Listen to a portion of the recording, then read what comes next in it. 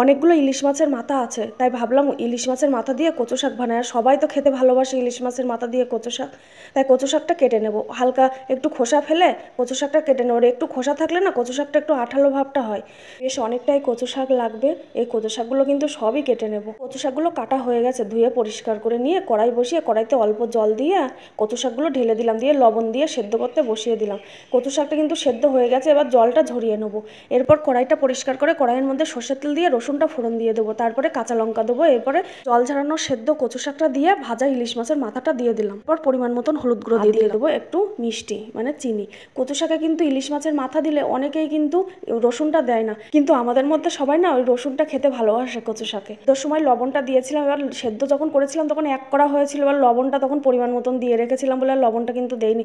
এবার নাড়তে নাড়তে এই জলটা এবার শুকিয়ে এসছে, জলটা শুকালে আঠালো ভাবটা আসলে নামিয়ে দেবো। কচু শাকটা কিন্তু প্রায় রেডি হয়ে গেল।